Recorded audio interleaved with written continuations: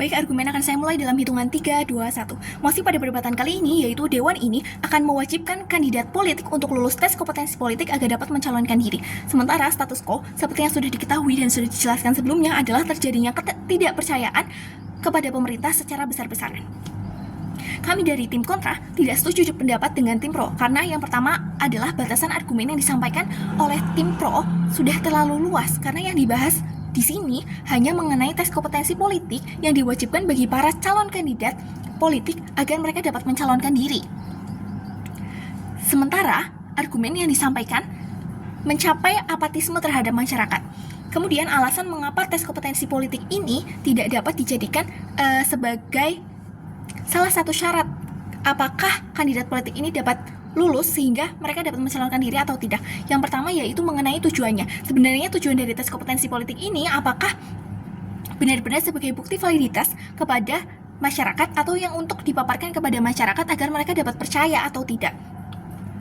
Apakah alokasi waktu yang digunakan untuk tes kompetensi politik ini sudah cukup efektif dan cukup efisien atau belum? Atau memang hanya tes kompetensi politik ini hanya untuk mendukung orang-orang yang bersifat minoritas sehingga mereka mampu mencalonkan diri, dibandingkan dengan tidak adanya tes kompetensi politik, mereka tidak dapat mencalonkan diri. Hal yang perlu kita perhatikan lebih lanjut adalah bahwa sangat memungkinkan terjadinya manipulasi. Manipulasi yang dimaksudkan di sini adalah manipulasi soal dan manipulasi dari proses pengerjaan tes kompetensi politik. Mengapa demikian? Tim Pro hanya menyampaikan bahwasanya bukti dari tes kompetensi politik ini nantinya akan dipaparkan dan disebarluaskan kepada masyarakat sehingga masyarakat dapat melakukan double checking. Namun, yang kita terima atau yang masyarakat terima hanyalah hasilnya. Sementara, yang lebih penting adalah prosesnya. Apakah proses yang dilakukan di dalam tes kompetensi politik ini sudah benar-benar 100% jujur, transparan, dan bersifat kredibel? Apakah memang bisa dipertanggungjawabkan atau tidak? Karena sangat memungkinkan apabila di dalam tes kompetensi politik ini terjadi campur tangan dari beberapa pihak, dari berbagai pihak hanya untuk mendukung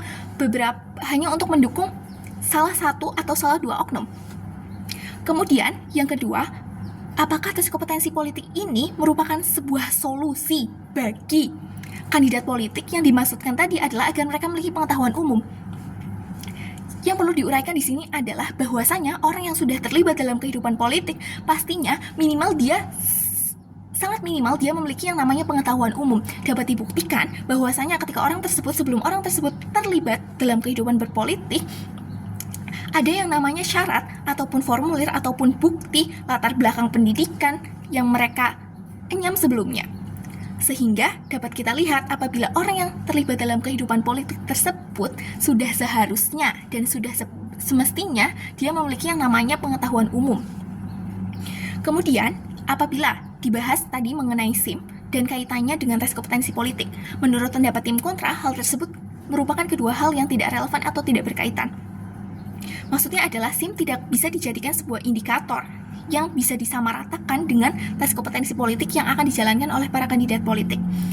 Maksudnya adalah SIM, orang yang sudah mendapatkan SIM sangat memungkinkan apabila dalam prosesnya nanti dia akan mengalami yang namanya ketidakseimbangan dalam kendaraan yang nantinya akan dia gunakan.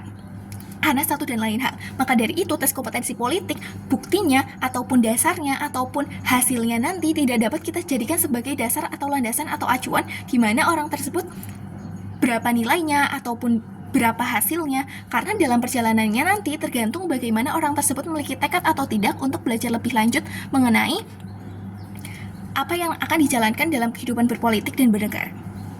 Kemudian berkaitan dengan tekad, apabila terdapat orang yang memiliki tekad lebih kuat namun mohon maaf dimaksudkan di sini adalah pengetahuan umumnya lebih rendah dibandingkan dengan orang yang memiliki campur tangan atau orang yang lebih berwenang sehingga dia mendapatkan bantuan campur tangan dari beberapa pihak, maka kedua permasalahan ini juga tidak bisa disamaratakan. Dalam prosesnya atau dalam perjalanan kehidupan berpolitik pastinya akan dialami berbagai masalah atau berbagai cobaan, sehingga tinggal bagaimana caranya para kandidat politik ini mampu menyesuaikan diri dan mampu untuk berusaha dan memiliki tekad yang lebih kuat untuk menyelesaikan permasalahan-permasalahan yang nantinya akan dialami. Kemudian dibahas tadi mengenai kandidat yang tidak relevan dengan pengetahuan umum. Mengapa bisa disebutkan tidak relevan? Padahal sudah seharusnya ketika orang tersebut melakukan kehidupan berpolitik, orang tersebut setidaknya memiliki pengetahuan mengenai bidang-bidang politik yang akan dia jalani atau dia ampuh.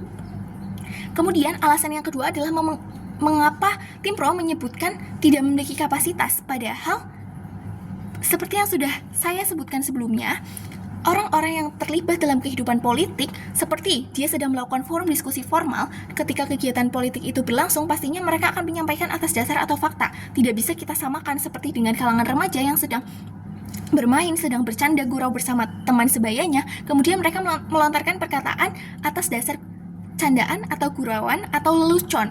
Kan tidak bisa kita samakan dengan orang-orang yang sedang menjalani kehidupan berpolitik, mereka sedang melakukan forum diskusi formal. Pastinya mereka akan menyampaikan ataupun dicontohkan mereka mengajukan sebuah kandidat politik. Pastinya mereka akan mengajukan kandidat politik tersebut atas dasar atau fakta, sehingga tidak bisa dialaskan bahwasanya kandidat tidak memiliki kapasitas apabila kandidat tersebut tidak melakukan tes kompetensi politik. Hal itu sangat tidak relevan dan tidak masuk akal. Kemudian selanjutnya mengenai tes kompetensi politik yang diajukan dan juga alokasi waktu yang ada. Apabila alokasi waktu yang ada digunakan untuk tes kompetensi politik, alokasi waktu tersebut sebetulnya bisa digunakan untuk kegiatan-kegiatan yang bersifat lebih urgent atau bersifat lebih krusial dibandingkan harus dengan melakukan tes kompetensi politik, sehingga dapat disimpulkan bahwasanya tes kompetensi politik bukan merupakan solusi dari pemilihan kandidat politik yang lebih baik dibandingkan sebelumnya. Maka dari itu, kami dari tim kontra dengan bangga menolak bahwasanya kandidat politik diwajibkan untuk lulus tes kompetensi politik agar dapat mencalonkan diri, karena tes kompetensi politik tidak dapat dijadikan sebagai sebuah landasan yang kredibel, jujur, dan transparan dari apa yang sudah seharusnya mereka capai atau apa yang sudah seharusnya nanti mereka capai. Bangga menjadi tim kontra.